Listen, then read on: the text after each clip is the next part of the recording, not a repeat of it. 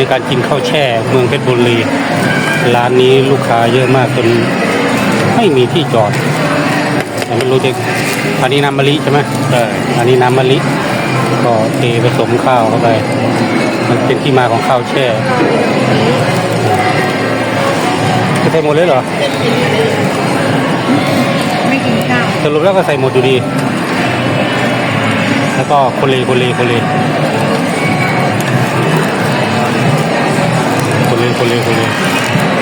เดี๋ยวเครื่องเคียงมันเทลงไปเหมือนกันก็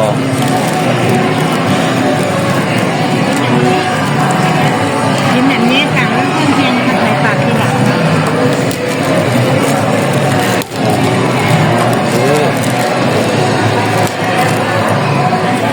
กลับมาวิธีกินข้าวแช่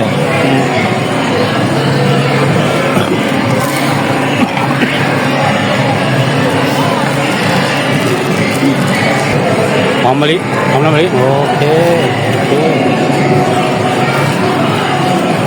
1 ชุดข้าวแช่